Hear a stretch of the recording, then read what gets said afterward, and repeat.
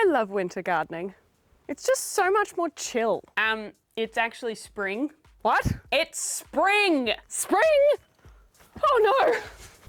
Oh no! No, no, no, no, no, no, no. No, no, no, no, no. No, no, no, no. Oh no! I'm not ready!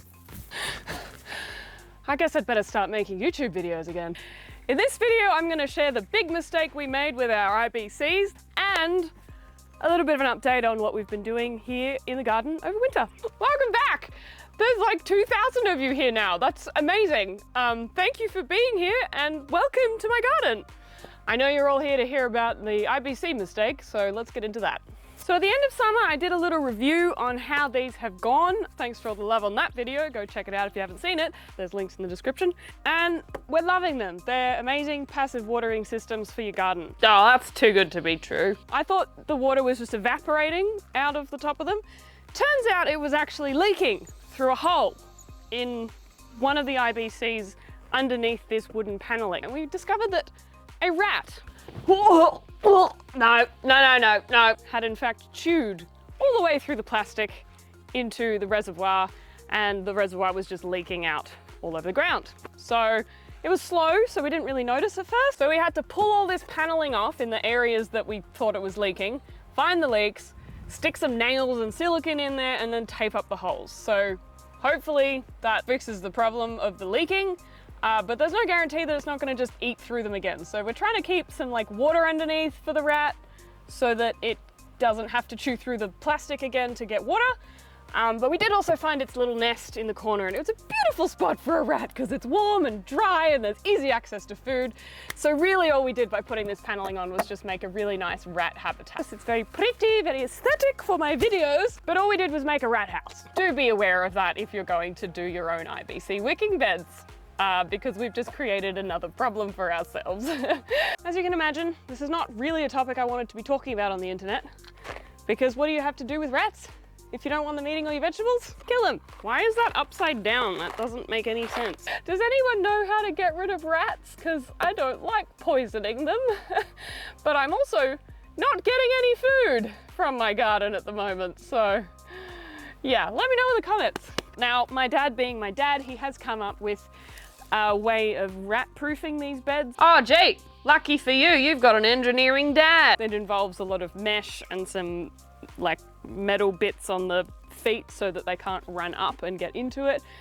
But it's gonna be a lot of work to rat-proof them. And honestly, it's making us rethink whether we wanna make 2 more rows of these. Needless to say, I didn't get any of the winter vegetables that we planted.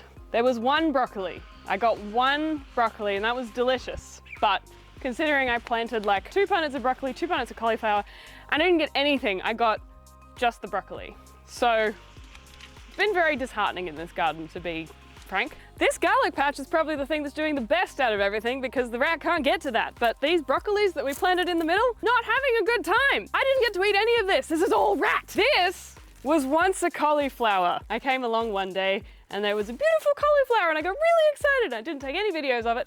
And then the next day I came out and I screamed because this is what was left. This was a radish once. It even decided it liked kale. I don't even like kale. On the plus side, it doesn't seem to have decided it likes to eat artichokes. So there is that. This is my first time growing artichokes, so that is exciting. You're doing so good. I'm so proud of you. Good plant. I've just discovered this little beauty of a cabbage. I'll probably come out tomorrow and it will have been eaten. Please stay alive, my baby. I would like to eat you. So I kind of gave up on my vegetable garden for the duration of winter and just let it do what it wanted. On the plus side, it did allow me to focus on some other areas of the garden, like this new citrus garden we put in. We got a big load of mushroom compost from our local mushroom farm so that we could feed our citrus trees because they got a hectic prune at the end of spring, summer, winter. What season is it? I told you, it's spring. And we planted out this new area. So here we are planting, there's a lemonade, which we're mixing in with some mushroom compost, and then over the back there we've got 2 tea tree plants. We also needed to remove this big bush thing in the front on the right hand side, and please enjoy in a moment my favourite part of this, where Jacob just topples the whole thing over and carries an entire tree away.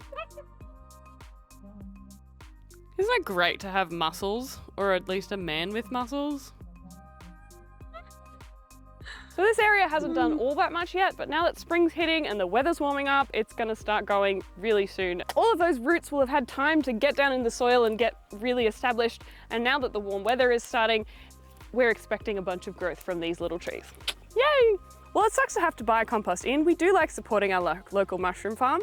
And on the plus side, we get to harvest all the mushrooms from the top of the bags before we use them as compost.